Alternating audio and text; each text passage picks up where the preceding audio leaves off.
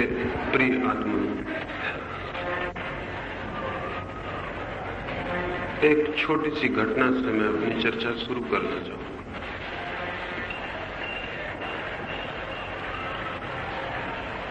एक राजा शिकार को निकला था। जंगल में रास्ता भटक गया, रात हो गई, अपने साथियों से बिछुड़ गया। दूर थोड़ा सा प्रकाश दिखाई पड़ा, उस ओर गया, पाया कि जंगल के बीच ही एक छोटी सी सराय थी। वो उसमें ठहरा। सुबह उसने उस सराय के मालिक को कहा, क्या कुछ अंडे मिल सकेंगे? अंडे उपलब्ध थे। उसने सुबह अंडे लिए, दूध लिया और पीछे पूछा कि क्या दाम हुआ। उस सराय के बूढ़े मालिक ने कहा 100 रुपए। वो राजा हैरान हो गया। उसने बड़ी महंगी चीजें जीवन में खरीदी थी, लेकिन 2 अंडों के दाम 100 रुपए होंगे, इसकी उसे कल्पना भी नहीं थी। उसने उस सराय के मालिक को कहा, आर रेग्स सो रेयर हियर? क्या अंडे इतनी मुश्किल से यहां मिलते कि 100 रुपए उनके दाम हो जाएं? वो बूढ़ा मालिक हंसा और उसने कहा, eggs are not rare sir, but kings are. उसने कहा, अंडे तो मुश्किल से नहीं मिलते, लेकिन राजा बड़ी मुश्किल से मिलते। उस राजा ने 100 रुपए निकाले और दे दिए। उस बूढ़े सराय के मालिक की पत्नी बहुत हैरान हुई। राजा के जाते ही उसने पूछा कि हद हो गई, तुम 100 रुपए निकाल सके उस राजा के खीसे से 2 अंडों के लिए? कौन सी तरकीब उपयोग में लाई? कौन सा रहस्य इसका? वो बूढ़ा आदमी बोला, मैं आदमी की कमजोरी जानता हूं। उसकी औरत ने पूछा, ये आदमी की कमजोरी क्या है? क्या है ये आदमी की कमजोरी? वो बूढ़ा बोला, तुझे मैं एक और घटना सुनाता हूं, उससे शायद तुझे आदमी की कमजोरी समझ में आ जाए। मैं जवान था और मैं एक बहुत बड़े सम्राट के दरबार में गया।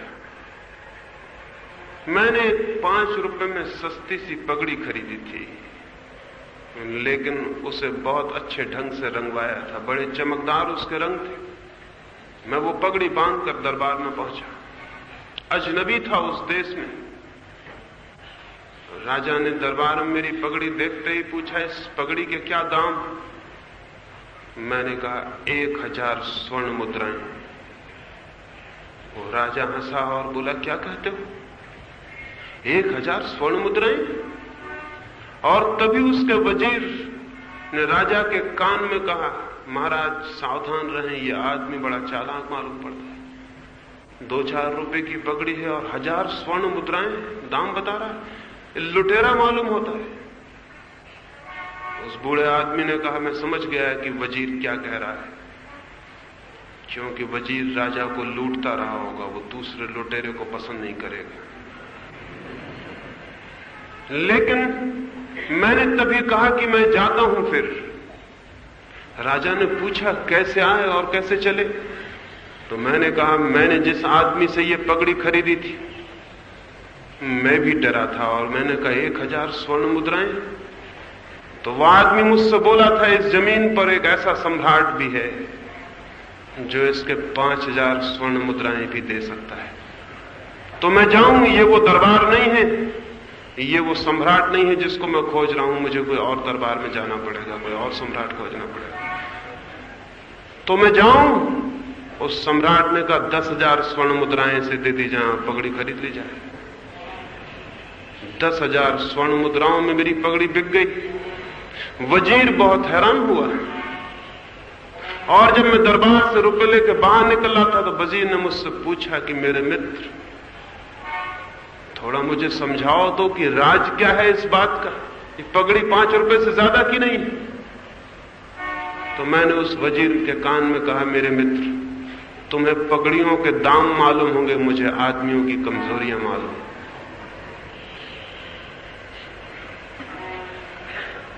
ये आदमी की कमजोरी क्या है, इस पर ही आज सुबह मैं आपसे कुछ कहना चाहता हूं। और आदमी की जो कमजोरी है वही परमात्मा के मार्ग पर रुकावट है, और आदमी की जो कमजोरी है वही उसके जीवन में प्रकाश आने में बाधा है, और आदमी की जो कमजोरी है वही दीवार है जो द्वार को नहीं खुलने देती, और जीवन दुख और पीड़ा से भर जाता है, अंधकार से भर जाता है। क्या है आम आदमी की कमजोरी? ये क्या है? ह्यूमन वीकनेस, अहंकार आदमी की कमजोरी, दम्भ, ईगो आदमी की कमजोरी, मैं कुछ हूं, यह आदमी की कमजोरी है। और जब तक कोई इस कमजोरी से घिरा,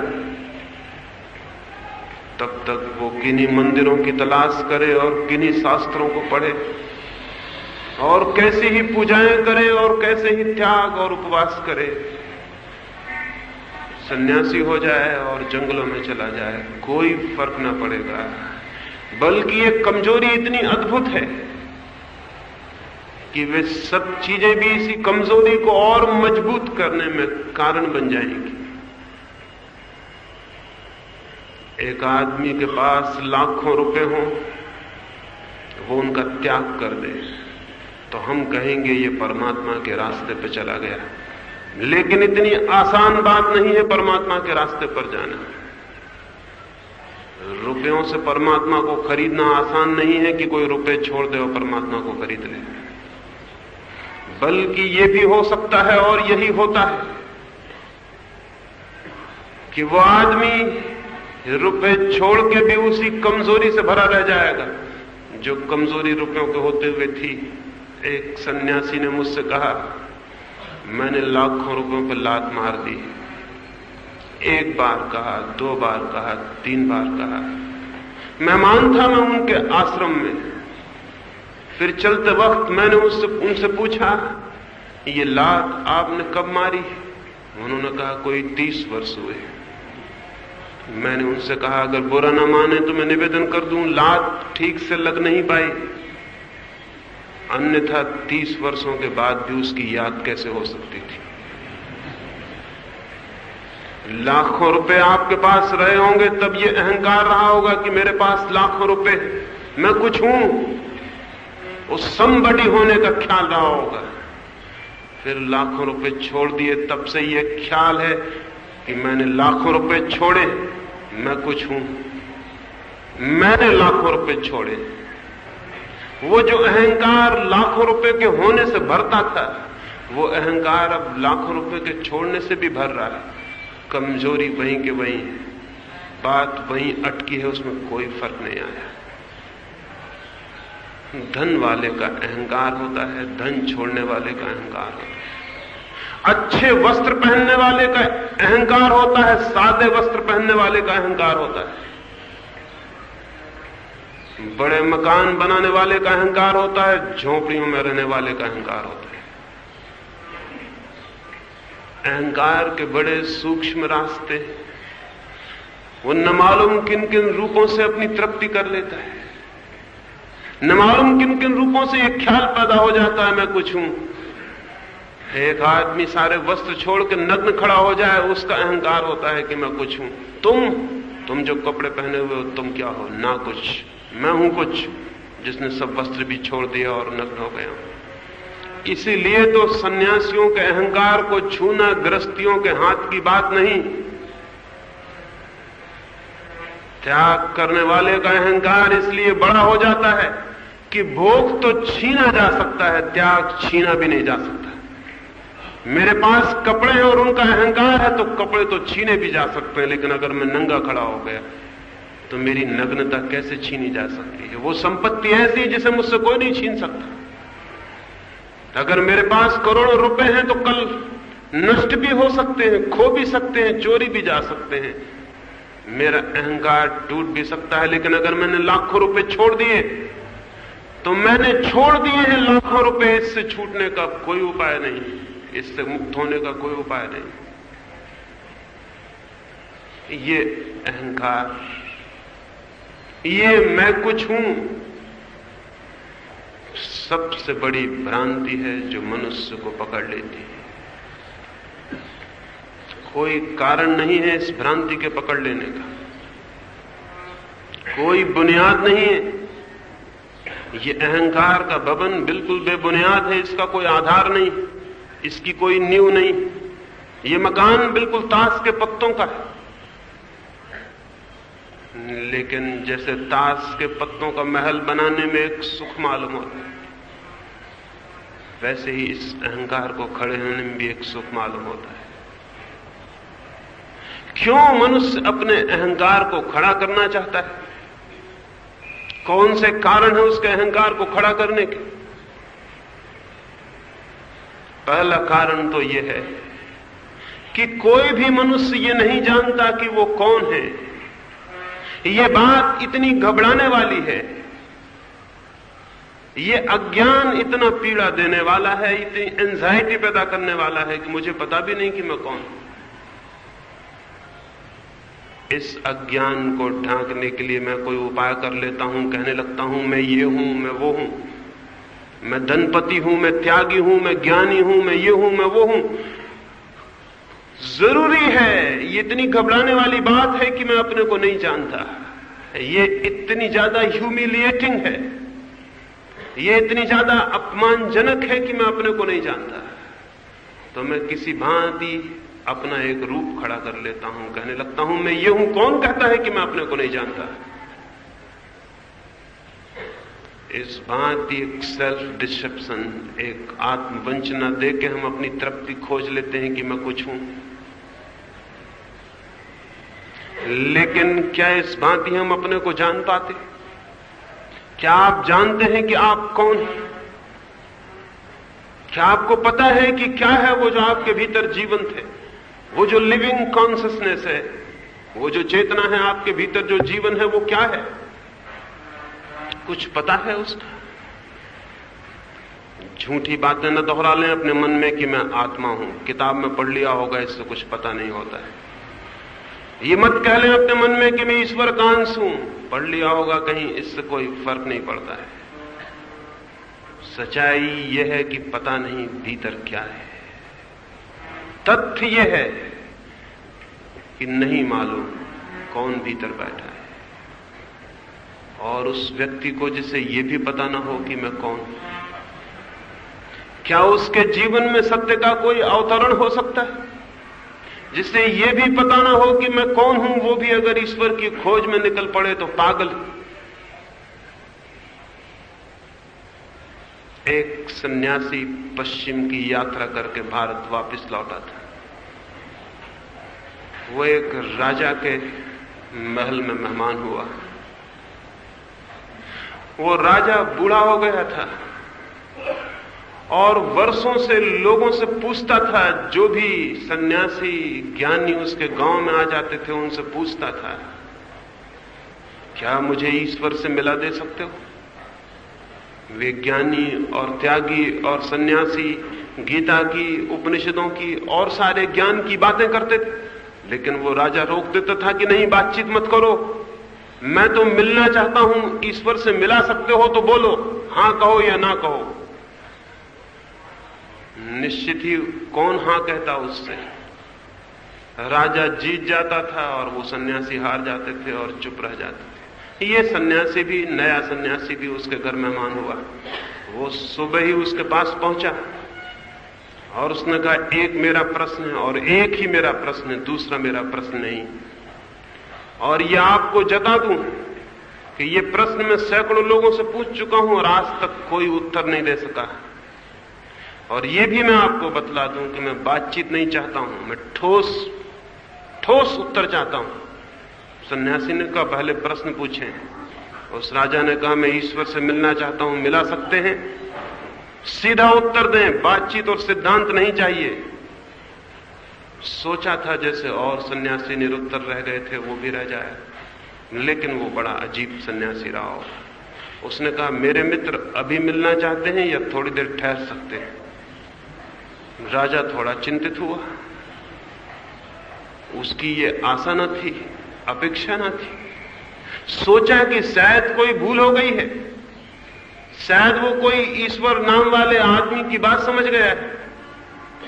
तो राजा ने कहा, माफ करें, सोचता हूं कोई भूल हो गई है, मैं परमात्मा की बात कर रहा हूं, परमात्मा से मिलने की बात कर रहा हूं, मुझसे मिला सकते हैं? उस सन्यासी ने कहा, आप अब बातचीत ना करें, ठोस उतर आए मैदान में।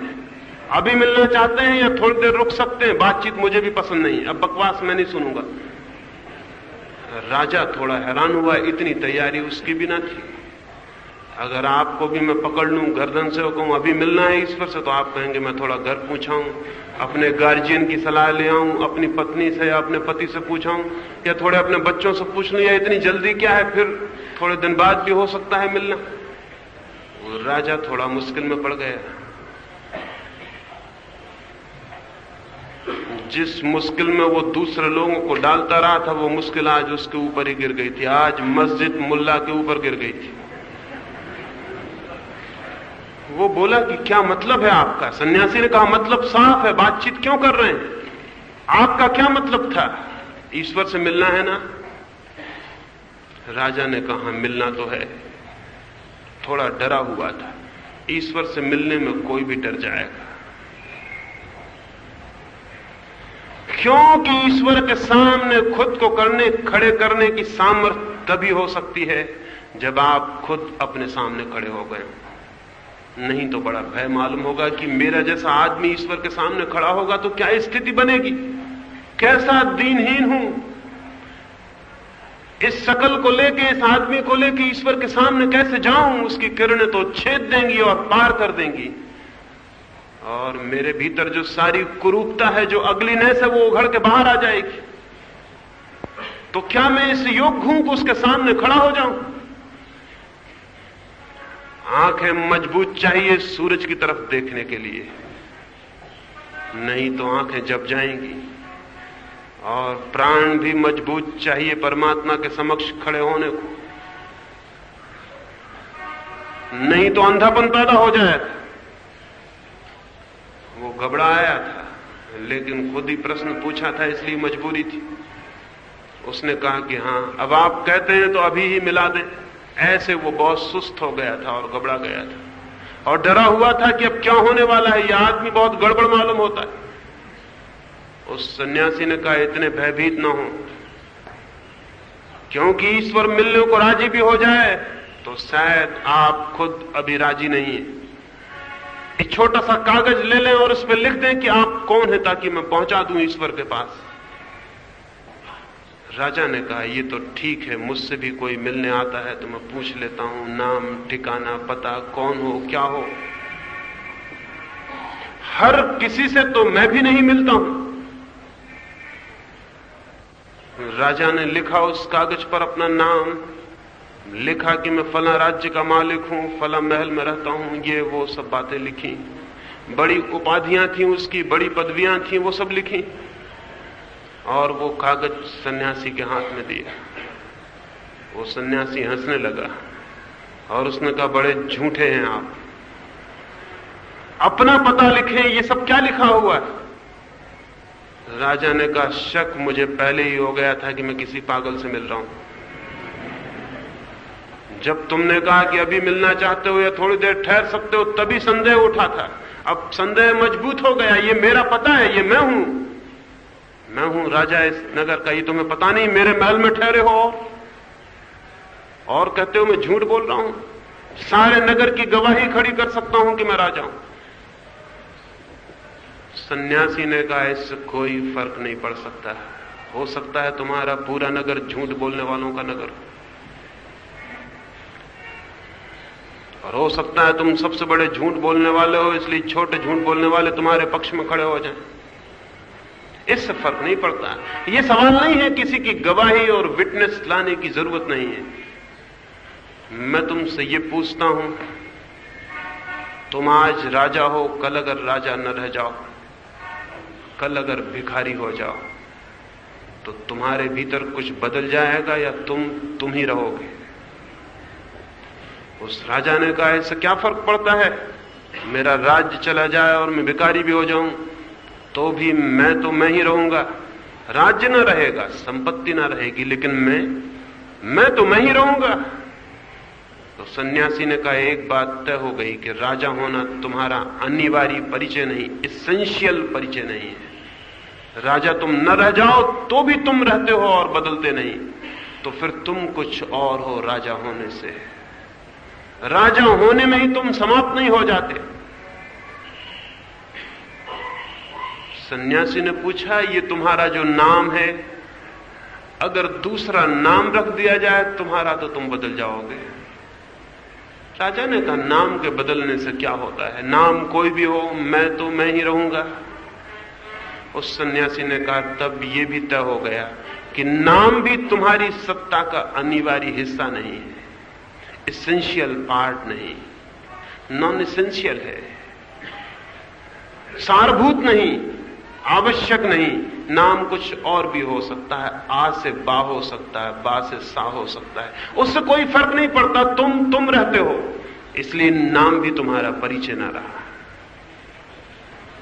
फिर तुम्हारा परिचय क्या है, अब मैं दोबारा पूछ रहा हूं। उस राजा ने कहा, तब तो मैं मुश्किल में पड़ गया। जरूर इन चीजों से अलग मैं हूं, लेकिन फिर मैं क्या हूं मुझे कुछ भी पता नहीं। उस सन्यासी ने कहा, तो जाओ, लौट जाओ, जिस दिन ये जान सको कि तुम कौन हो उस दिन आ जाना। उस दिन मैं खबर कर दूंगा। अभी मैं क्या कहूं कि कौन मिलने को आया है, आखिर परमात्मा से मैं क्या कहूं कि कौन मिलने को आया है, किसकी खबर करूं। तो जिस दिन तुम्हें पता चल जाए कि तुम कौन हो, लौट आना और मैं तुम्हें परमात्मा से मिला दूंगा। सन्यासी की बात तो यहीं खत्म हो गई थी, लेकिन अगर वो राजा मुझे मिल जाए तो उससे मैं ये कह दूं कि जिस दिन तुम जान लोगे कि तुम कौन हो, उस दिन तुम्हें किसी के पास जाने की जरूरत नहीं रह जाएगी, क्योंकि वो जो तुम्हारे भीतर बैठा है वही परमात्मा है। जिस दिन उसे जान लोगे उस दिन और कोई परमात्मा की खोज की जरूरत नहीं है। और जिस दिन अपने भीतर जो है वो दिखाई पड़ जाएगा, उसी दिन वो भी दिखाई पड़ जाएगा जो सबके भीतर है। समुद्र की एक बूंद को हम जान लें तो पूरा समुद्र जान लिया जाता है। सूरज की एक किरण को हम पहचान लें तो प्रकाश के अनंत अनंत स्रोत भी पहचान लिए गए। और अपने भीतर चेतना का एक दिया भी समझ में आ जाए तो वो सबके भीतर जो व्याप्त है, मनुष्यों में, पक्षियों में, पौधों में, पत्थरों में, सब तरफ जो जीवन व्याप्त है वो जीवन भी पहचान लिया गया, उसका एक अणु पहचान लिया गया, वो सारा जीवन पहचान लिया गया। इसलिए जो खुद को जान ले उसे खुदा को जानने के लिए कुछ भी बाकी नहीं रह जाता है। वो राजा और उसकी बात मैंने आपसे कही, क्या वही बात आपकी भी अपनी नहीं है? और क्या अच्छा न होगा कि उस राजा को छोड़ दूं और आपको पकड़ लूं और चर्चा राजा की हट जाए और आपकी आ जाए? क्या आप भी अपने को जानते हैं? नाम जानते होंगे, घर जानते होंगे, पिता का नाम जानते होंगे, पदवियां उपाधियां जानते होंगे, डिग्रियां जानते होंगे, ये हूं वो हूं जानते होंगे। ये सारा परिचय वस्त्रों से ज्यादा गहरा नहीं है, कपड़ों से ज्यादा गहरा नहीं है। कपड़ों के भीतर कौन छिपा है? नहीं, कपड़ों से ज्यादा हमारी कोई पहचान नहीं है। एक महाकवि को एक सम्राट ने आमंत्रित किया था भोजन के लिए।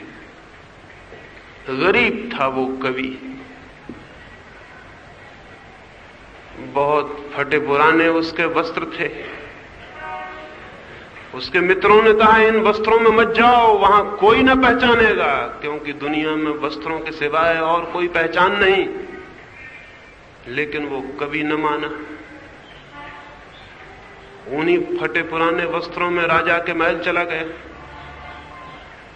द्वारपाल ने धक्के देकर बाहर निकाल दिया। उसने बहुत कहा कि मैं राजा का मित्र हूं और आमंत्रित हूं। द्वारपाल ने कहा, भाग जाओ, नहीं तो पागल खाने का रास्ता दिखाना पड़ेगा। तुम और राजा के मित्र, थोड़ी शर्म भी नहीं आती? जरा अपनी शक्ल किसी दर्पण में देखो जाकर। मजबूरी उसे वापस लौटाना पड़ा। मित्रों ने कहा तुम गलती में हो, वस्त्र पहचाने जाते हैं, वस्त्रों के सिवाय आदमी की कोई पहचान नहीं, तो हम तुम्हारे लिए वस्त्र ले आते हैं। वो वस्त्र ले आए कहीं से मांगकर, सुंदर बहुमूल्य। उस कवि ने उन्हें पहना और वो वापस पहुंचा। वही द्वारपाल जिसने धक्के दिए थे, पैरों तक झुक कर उसने प्रणाम किया और कहा आए, भीतर आए। भागा हुआ राजा को खबर दी। राजा गले मिला, भोजन पर बिठाया। तो उस कवि ने भोजन का पहरा कौर लिया और अपने वस्त्रों को खिलाने लगा, अपनी पगड़ी को, अपने कोट को, और कहने लगा पगड़ी खाओ, कोट खाओ। राजा ने कहा बड़ी अजीब आदतें हैं आपके भोजन की, ऐसी आदतें तो कभी देखी नहीं। उस कवि ने कहा मैं तो पहले भी आया था इस द्वार पर, लेकिन वापस लौटा दिया गया। अब जो आए हैं वो वस्त्र हैं, जिनके कारण मैं भीतर आया हूं, उनको भूल जाऊं और भोजन न कराऊं तो बड़ी अकृतज्ञता होगी। ये वस्त्र ही आए थे, मैं तो पहले भी आया था, लौटा दिया गया, इसलिए अब मेरे आने न आने का कोई मतलब नहीं है। इन वस्त्रों को खिलाना जरूरी है। वस्त्र नाराज हो जाएं तो बड़ी कठिनाई हो जाएगी। हमारी सारी पहचान वस्त्रों की है, अपने संबंध में भी, दूसरों के संबंध में भी। और इन वस्त्रों की पहचान का जो केंद्र है वही अहंकार है, वही ईगो है। हमारा पद, हमारा घर, हमारा नाम, हमारा वंश, हमारा परिवार, हमारा देश, हमारा धर्म, इन सब के वस्त्रों के बीच का जो केंद्र है मैं, इन सब से जो भरता है और परिपूरित होता है मैं कुछ होता चला जाता हूं। छोटी कुर्सी से बड़ी कुर्सी पे बैठता हूं तो मैं और बड़ा हो आता हूं। थोड़े धन से बड़ा धन मेरे पास होता है तो मैं और बड़ा हो आता हूं। छोटे नेता से मैं बड़ा नेता होता हूं तो मैं और बड़ा हो आता हूं। थोड़े अनुयायियों की जगह ज्यादा अनुयायी मुझे मिल जाते हैं, ज्यादा शिष्य मिल जाते हैं तो मैं और बड़ा हो आता हूं, बड़ा गुरु हो आता हूं। ऐसे मैं बढ़ता चला जाता है और इकट्ठा होता चला जाता है। और ये मैं,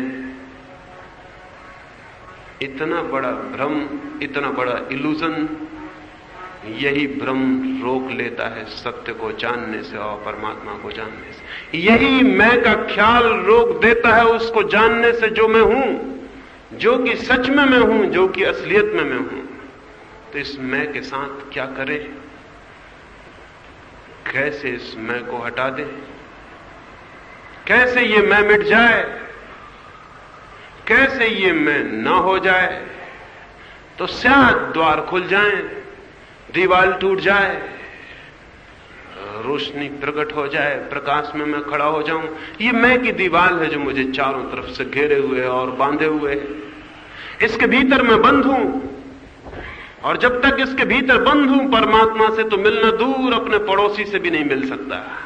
पड़ोसी से मिलना तो दूर, पति अपनी पत्नी से नहीं मिल सकता, पिता अपने पुत्र से नहीं मिल सकता, मित्र अपने मित्र से नहीं मिल सकता। जहां अहंकार है वहां दूसरे से अलगाव हो गया, दूसरे से भेद हो गया, पृथकता हो गई, दीवार खड़ी हो गई। जहां मैं है वहां प्रेम नहीं, क्योंकि प्रेम वहीं हो सकता है जहां मैं न हो। और जहां मैं है वहां कोई प्रार्थना नहीं, क्योंकि प्रार्थना भी वहीं हो सकती है जहां मैं न हो। मैं का न हो जाना ही प्रेम है, और मैं का न हो जाना ही प्रार्थना है, और मैं का न हो जाना ही परमात्मा का अनुभव है। लेकिन ये मैं ना कैसे हो जाए? पहले दिन की चर्चा में मैंने आपसे कहा विश्वास छोड़ दें और विचार को जन्माएं। संध्या की चर्चा में मैंने कहा भय छोड़ दें और अभय को पैदा करें। और अब तीसरी और अंतिम चर्चा में आपसे मैं कहता हूं मैं को छोड़ दें, तब जो शेष रह जाएगा वही वास्तविक होना है, वही सत्य है, वही ईश्वर है। उसे कोई और नाम दे दे, उससे कोई भेद नहीं पड़ता। ये कैसे मैं ना हो जाए? क्या करें? बड़ी कठिनाई यही है कि आप जो भी करेंगे उससे मैं नहीं मिटेगा, क्योंकि करने वाला मैं ही हूं। तो मैं जो भी करूंगा उससे मैं नहीं मिटेगा, मैं जो भी करूंगा उससे मैं भरेगा, मजबूत होगा। इसलिए विनम्र आदमी जो कहता है कि मैं ना कुछ हूं, मैं तो कुछ भी नहीं, आपके पैर की धूल हूं, उसकी आंखों में झांक के देखें, वो कह रहा है कि मैं कुछ हूं। विनम्र आदमी की अपनी अहंता है, अपनी ईगो है, अपना अहंकार है। अगर उससे आप कह दें कि तुमसे भी बड़ा एक विनम्र आदमी है हमारे गांव में, तो आपको पता चल जाएगा। वो कहेगा ऐसा नहीं हो सकता कि मुझसे भी बड़ा और कोई विनम्र हो, मैं ही सबसे ज्यादा विनम्र हूं, और मैं खड़ा हो जाएगा। एक महात्मा से कह दें तुमसे बड़ा महात्मा भी मौजूद है, और कठिनाई शुरू हो जाएगी। गांधी इंग्लैंड गए। गांधी के एक मित्र ने जाके बेनेट शॉ को कहा कि आप गांधी को महात्मा मानते हैं या नहीं? जैसी बेनेट शॉ की हमेशा की आदत थी, उसने कहा मानता हूं, जरूर मानता हूं, लेकिन नंबर 2, नंबर 1 मैं हूं। 2 महात्मा हैं दुनिया में, एक ये मोहनदास करमचंद गांधी और एक बेनेट शॉ। लेकिन Bennett Shaw number 1, Mohandas Karamchand Gandhi number 2। Number 2 है तुम्हारा महात्मा, थोड़ा छोटा है, ऐसे 2 ही महात्मा हैं, लेकिन मैं नंबर 1। जिनने कहा था वो बहुत हैरान हो गए। उन्होंने जाके गांधी को वापस कहा कि बेनेट शॉ तो बड़ा अहंकारी मालूम होता है, अपने ही मुंह से कहता है कि मैं नंबर 1 महात्मा हूं। गांधी ने कहा वह आदमी बड़ा सच्चा है, मन में तो सभी के ये होता है कि मैं नंबर 1 हूं, लेकिन लोग छिपाए बैठे रहते हैं। तो सीधा और साफ है, जो सीधी बात थी उसने कह दी। हर आदमी के मन में यह होता है कि मैं नंबर 1 हूं, छिपाए बैठा रहता है, उसे किसी से कहता नहीं। असल में एक बड़ा मजाक है, जैसे अरब में एक मजाक है कि भगवान जब लोगों को बना के दुनिया में भेजता है तो एक बड़ा मजाक कर देता है हर आदमी के साथ। जब उसे बना के दुनिया में धक्के देने लगता है तो उसके कान में कह देता है मेरे मित्र, तुमसे अच्छा आदमी मैंने कभी नहीं बनाया। और वो हर एक से कह देता है यही मुश्किल है, और हर एक आदमी को यही ख्याल पैदा हो जाता है। ये जो हमारे भीतर मैं है, ये जो ख्याल है कि मैं ही हूं कुछ, ये ख्याल अगर हम इसको मिटाना चाहें, तोड़ना चाहें, तो भी टूटेगा नहीं। तब ये ख्याल पैदा हो जाएगा कि मैं विनम्र हूं, मैं अहंकारी नहीं हूं, लेकिन मैं मौजूद रहेगा। 2 रास्ते हैं आदमी के सामने, या तो इसको भरे, दौड़े, राज्य जीते, धन जीते, यश जीते, और इस मैं को भरे, तो भी ये कभी भर नहीं पाता। ये थोड़ा समझ लेने जैसा है, ये कभी भर नहीं पाता। सिकंदर सारी दुनिया जीत ले तो भी नहीं भर पाता। सिकंदर जिस दिन मरा, जिस नगर में मरा, उस नगर के लोग हैरान हो गए। सिकंदर की अर्थी बड़ी अजीब थी, ऐसी अर्थी कभी भी दुनिया में किसी गांव में कभी ना निकली थी। उसकी अर्थी के बाहर दोनों हाथ लटके हुए थे नीचे। लोग बड़े हैरान हो गए कि यह क्या कुछ भूल हो गई है, लेकिन भूल कैसे हो सकती थी। और सिकंदर की अर्थी थी किसी सामान्य भिखमंगे की, आदमी, सामान्य आदमी की तो नहीं। और हाथ दोनों बाहर लटके हुए थे, सबको दिखाई पड़ते थे, भूल कैसे हो सकती थी। तो लोग पूछने लगे, क्या है ये हाथ बाहर क्यों है? सभी अर्थियों के हाथ तो भीतर बंद होते। तो पता चला कि सिकंदर ने मरने के पहले कहा था कि मैं जब मर जाऊं तो अर्थी के बाहर मेरे दोनों हाथ रखना, ताकि दुनिया ठीक से देख ले मेरी मुट्ठियां भी खाली, मैं भी भर नहीं पाया। दौड़ा बहुत कोशिश की मैंने कि भर लूं, जो मेरे भीतर उठा था मेरा अहंकार पूरा हो जाए, लेकिन नहीं पूरा हो सका है।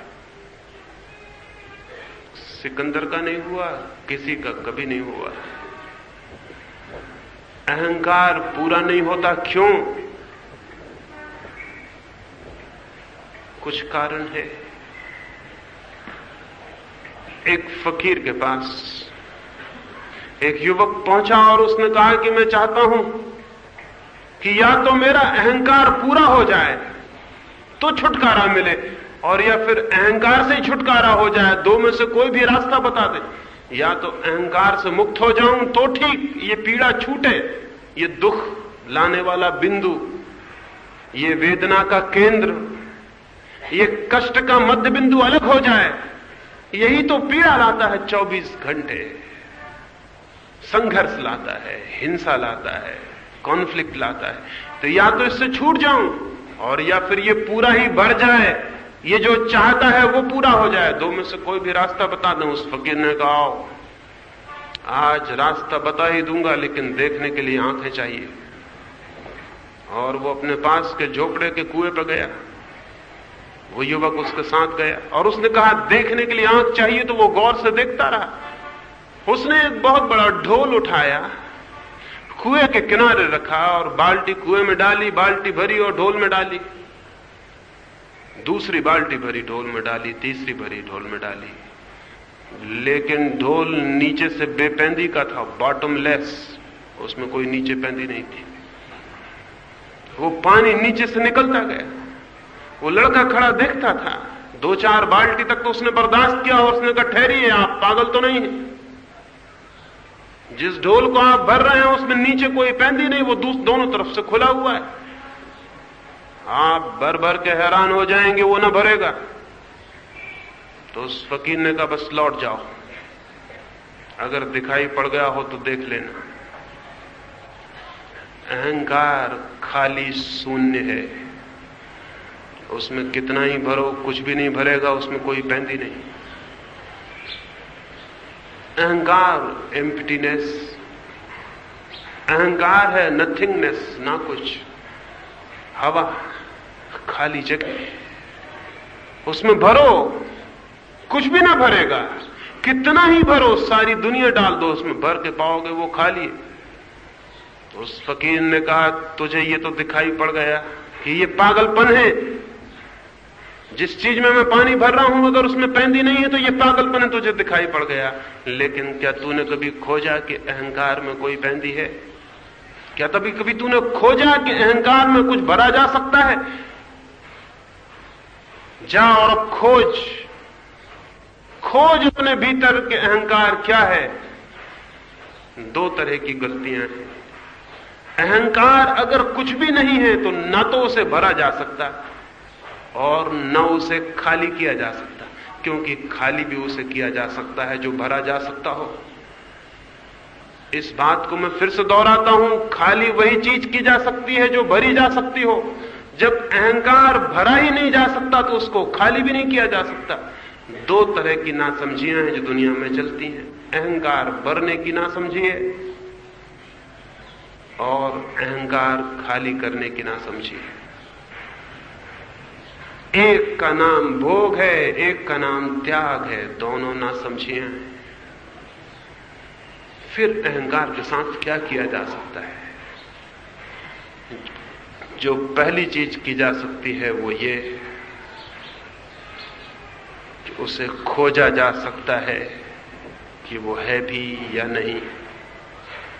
पहली चीज है जाना जा सकता है कि अहंकार क्या है। और बड़े आश्चर्यों का आश्चर्य है कि जो उसे जानने जाता है वो पाता है कि वो है ही नहीं। जो उसे भीतर खोजने जाता है वो पाता है कि वो है ही नहीं।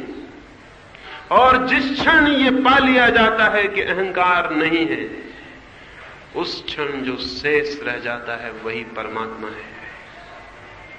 उस क्षण जो शेष रह जाता है वही आत्मा है। उस क्षण जो शेष रह जाता है असीम और अनंत, वही सत्य है।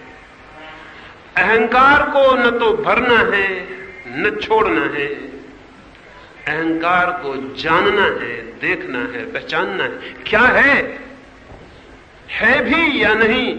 कहीं ऐसा तो नहीं है कि मैं किसी छाया से लड़ रहा हूं, कहीं ऐसा तो नहीं है मैं किसी छाया का पीछा कर रहा हूं, कहीं ऐसा तो नहीं है कि मैं कोई सपने में हूं, कहीं ऐसा तो नहीं है कि मैं नींद में हूं और जिस चीज को भरने या निकालने की कोशिश में लग गया हूं वो है ही नहीं।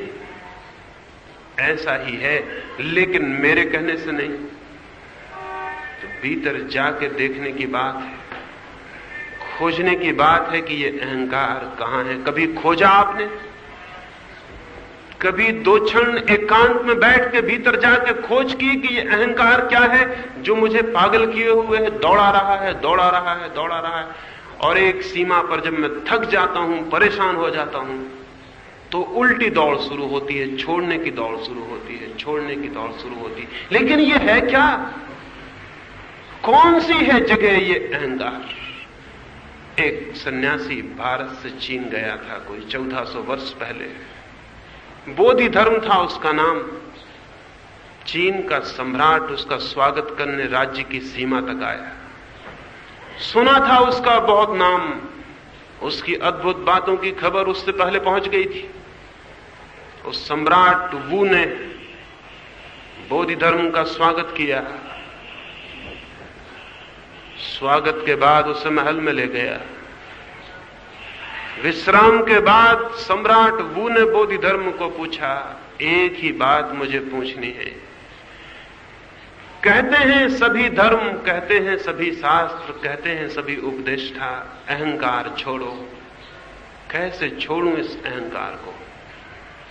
भरने की कोशिश करके देख ली है, सारे चीन का मालिक हो गया हूं, लेकिन पाता हूं कुछ भी भरा नहीं, वही खाली का खाली हूं। सोचता था पहले पूरे साम्राज्य को पालूंगा चीन के, तृप्ति हो जाएगी, लेकिन तृप्ति नहीं हुई। अब मन कहता है पूरी दुनिया को पालो, लेकिन जो मन कहता था पूरे चीन को पालो तृप्ति हो जाएगी, पूरे चीन को पाके तृप्ति नहीं हुई। अब उस मन की कैसे मानूं? वो कहता पूरी पृथ्वी को पालो। कैसे मानूं कि फिर तृप्ति हो जाएगी? रोज रोज धोखा खाया मन ने, जो भी कहा कि ये पालो तृप्ति हो जाएगी वो पा लिया, और पाते ही पाया हाथ खाली के खाली। अब कैसे मानूं? अब क्या करूं? बूढ़ा हो गया हूं, दुनिया जीतने को जाऊं, लेकिन डर लगता है। इतना सब पाया और तृप्ति ना हुई, और हर चीज के लिए मन ने कहा था तृप्ति हो जाएगी, तब आगे के लिए कैसे मानूं? वो तो रास्ता दिखाई नहीं पड़ता। तो भिक्षुओं की शरण में जाता हूं, सन्यासियों की, उनसे पूछता हूं, वो कहते हैं छोड़ो इसको, अहंकार छोड़ो। वो कह देते हैं, समझ भी लेता हूं, लेकिन कैसे छोड़ूं? कहां है ये जिसे मैं छोड़ूं? कहां फेंकूं इसे? कोई वस्त्र छोड़ने को कहे छोड़ दूं, कोई चमड़े निकालने को कहे निकाल कर फेंक दूं, कोई गर्दन काटने को कहे गर्दन काट दूं, लेकिन ये अहंकार कहां है जिसे छोड़ दूं? कहां है ये? उस बोधि धर्म ने कहा कल सुबह 4 बजे आ जाओ और तुम्हारा अहंकार छुड़ा ही देंगे।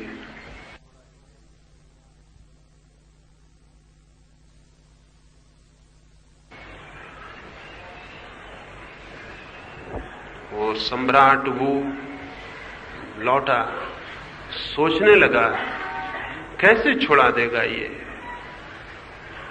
सीढ़ियां उतरता था, तब बोधि धर्म ने कहा लेकिन ख्याल रहे अकेले मत आ जाना, अहंकार को भी साथ ले आना। यही कठिनाई तो उसकी भी थी, वही बात फिर खड़ी हो गई। कहां है ये अहंकार? रात भर जागता रहा, सोचता रहा, क्यों कहा इस भिक्षु ने कि अकेले मत आना, अहंकार को भी साथ ले आना। सुबह 4 बजे आया। आते ही बोधि धर्म ने पूछा, आ गए, लेकिन अकेले मालूम पड़ते हो। कहां है वो अहंकार, कहां है? उस बू ने कहा यही तो मेरी परेशानी है, रात भर खोजता रहा, मिलता नहीं। बोधि धर्म ने कहा बैठो मेरे सामने, आंख बंद करो और खोज लो, एक भी कोना कातर न रह जाए मन के भीतर, एक भी कार्नर न रह जाए जो अनखोजा रह जाए। खोज लो पूरे मन के कोने कोने में, और कहीं ना पाओ तो बात खत्म हो गई। फिर क्या छोड़ना है? हां, एक भी कोना अनजाना न रह जाए, अननोन न रह जाए, नहीं तो शक बना रहेगा कि शायद वहां बैठा हो। तो बैठो और जाओ भीतर और खोजो और खोजो। और मैं डंडा लिए तुम्हारे सामने बैठा हूं, मिल जाए तो खबर कर देना, वहीं उसकी हत्या कर दूंगा। उस अंधेरी रात, उस सुबह की पहाड़ी जीप पर अकेला वो राजा उस पागल बोधि धर्म के सामने बैठ गया। डर तो उसे लगने लगा कि कहीं ये डंडा किस लिए बैठा लिए हुए है और ये क्या करेगा। उसने आंखें भीतर बंद की। छोड़ दें उस राजा अबू को, देखें खुद अपने भीतर ही समझ लें कि आप ही बैठ गए और आंख बंद कर ली, और मैं डंडा लिए आपके सामने बैठा हुआ हूं, और आप खोज रहे हैं भीतर इस अहंकार को कि ये कहां है। खोजें, जितना खोजेंगे उतना ही पाएंगे कि वो नहीं है। जितना खोजेंगे उतना ही पाएंगे वो इवेपोरेट हो गया, वाष्पीभूत हो गया, वो कहीं मिलता नहीं, वो है ही नहीं, मिलेगा कैसे? वो होता तो मिल सकता था। इस भीतर खोजने की जो प्रक्रिया है उसी का नाम ध्यान है। परमात्मा को नहीं खोजा जाता है, परमात्मा की कोई खोज नहीं हो सकती। खोजा जाता है अहंकार को। जागरूक होकर, अवेयरनेस से, होश से भर के भीतर कोने कोने में देखना है कहां है ये। वहां मिलेंगे विचार, वहां मिलेंगी वासनाएं, वहां मिलेंगी कल्पनाएं, स्मृतियां, लेकिन अहंकार नहीं मिलेगा। और तब ये दिखाई पड़ेगा कि जैसे कोई आदमी एक हाथ में मसाल ले ले और जोर से घुमाए तो एक अग्निव्रत, एक फायर सर्कल दिखाई पड़ने लगता है, जो होता नहीं, सिर्फ दिखाई पड़ता है। मसाल हाथ में लेके कोई घुमाता है जोर से तो एक अग्नि का व्रत दिखाई पड़ता है, गोल अग्नि का सर्कल दिखाई पड़ता है। वो कहीं है नहीं, लेकिन मसाल इतनी तेजी से घूमती कि एक गोल व्रत का भ्रम पैदा कर देती। हाथ धीमे घुमाए, हाथ रोक ले तो दिखाई पड़ जाता है अग्नि व्रत कहीं भी नहीं था, थी सिर्फ मसाल। तेजी से घूमने से मालूम होता था व्रत है। मन के भीतर विचार, कल्पनाएं, कामनाएं, इच्छाएं इतनी तेजी से घूमती, इतनी तेजी से घूमती कि उनके तेजी के घूमने की वजह से एक सर्किल मालूम पड़ता है, और वो सर्किल ही मालूम पड़ता है मैं हूं, अहंकार। लेकिन जब भीतर जाके देखना शुरू करेंगे, शांत भीतर खोजना शुरू करेंगे, तो टुकड़े टुकड़े विचार दिखाई पड़ेंगे, कहीं कोई सर्किल दिखाई नहीं पड़ेगा। तो पता चलेगा विचार है, इच्छाएं हैं, कामनाएं हैं, लेकिन मैं कहां हूं? मैं तो नहीं हूं।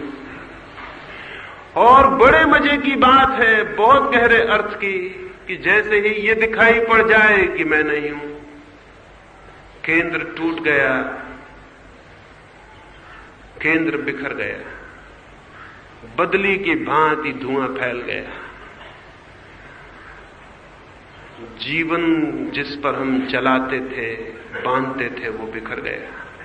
तब उस बिखरे हुए धुएं के नीचे ही वो भूमि मिल जाएगी जो आत्मा की है। इस धुएं में जब तक जो घिरा है, इस झूठे व्रत में जब तक जो बंधा है, नीचे आंख नहीं जाती, नीचे दृष्टि नहीं जाती। ये उखड़ जाए, विलीन हो जाए, और ये दिखाई पड़ जाए कि मैं तो नहीं हूं। तब इतनी गहन शांति उत्पन्न होती है, इतनी टोटल साइलेंस, क्योंकि सारा उपद्रव, सारी अशांति मैं की है।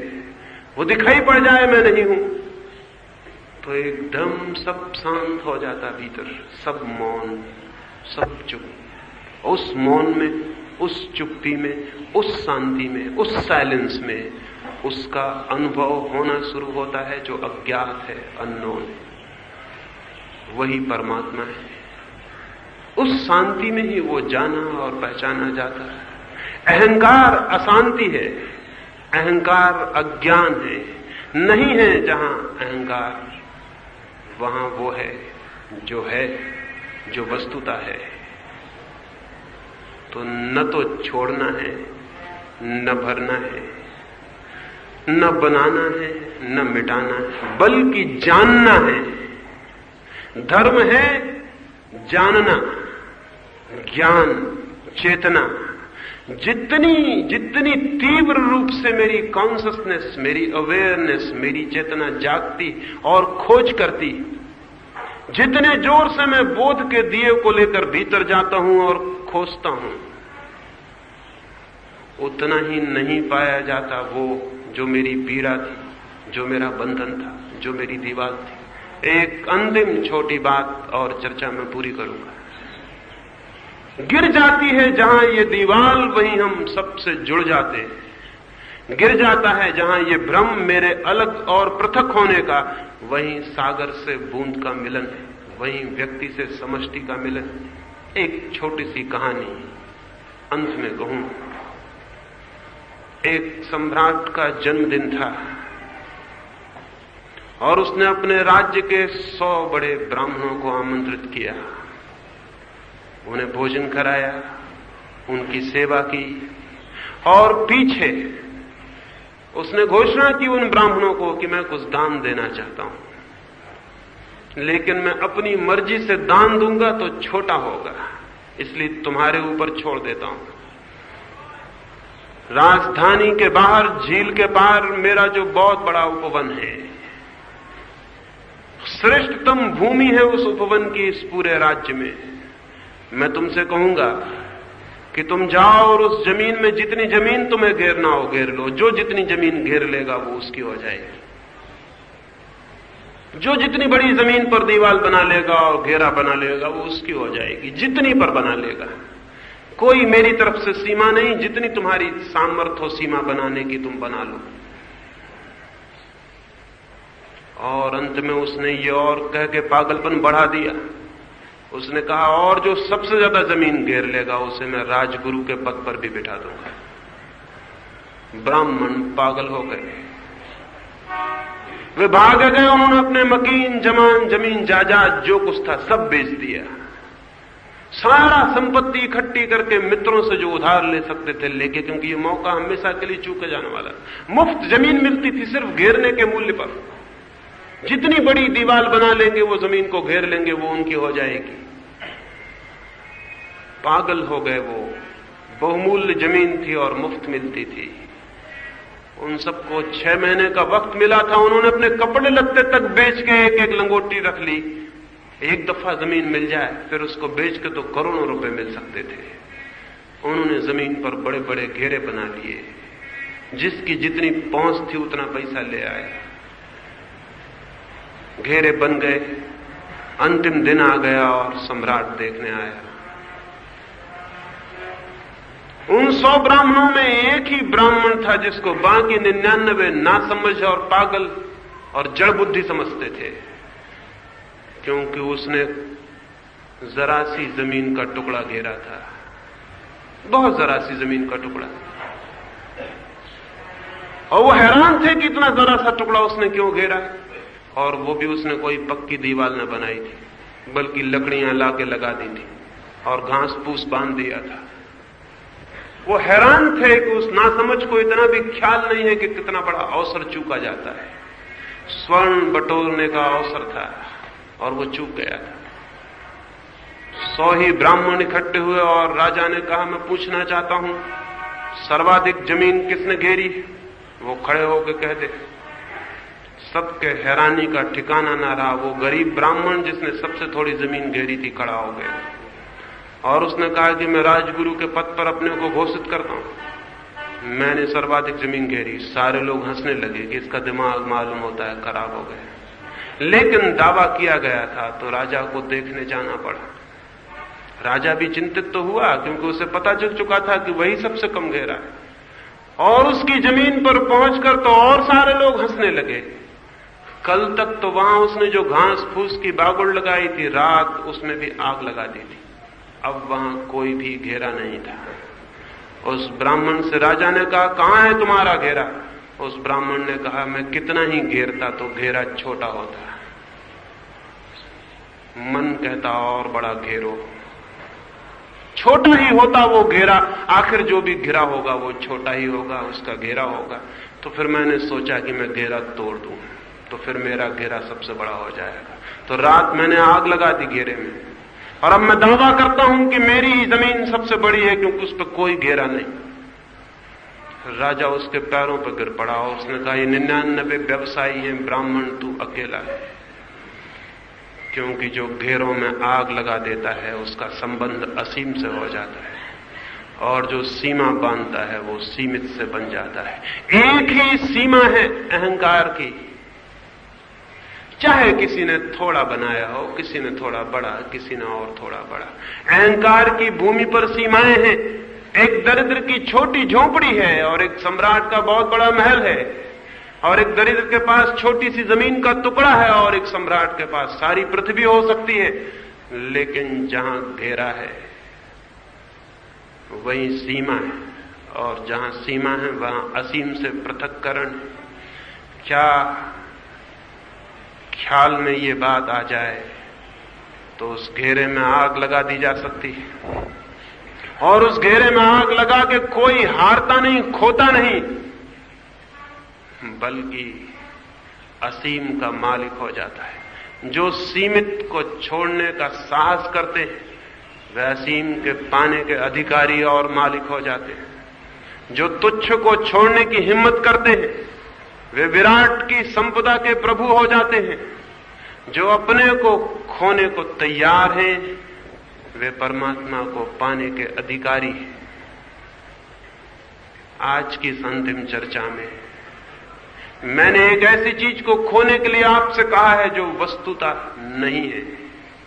उस नहीं को जो खो देता है वो उसको पा लेता है जो वस्तुतः है, और जो उस नहीं के साथ बंधा रहता है वो उस वस्तुतः जो है, जिसका वस्तुतः अस्तित्व है, जिसका ऑथेंटिक एग्जिस्टेंस है, वही जिसे हम परमात्मा कहते हैं, उसे पाने से सदा के लिए वंचित हो जाता है। उसके द्वार खुले हैं, हमारे द्वार बंद हैं। उसका सागर मौजूद है, हमारी बूंद खोने को तैयार नहीं। लेकिन स्मरण रखें, जब बूंद सागर में अपने को खोती है तो कुछ खोती नहीं है, सिर्फ बूंद होना खो जाता है और पूरे सागर को पा लेती है। तो अंतिम रूप से ये निमंत्रण देता हूं, बूंद को खो जाने दें ताकि सागर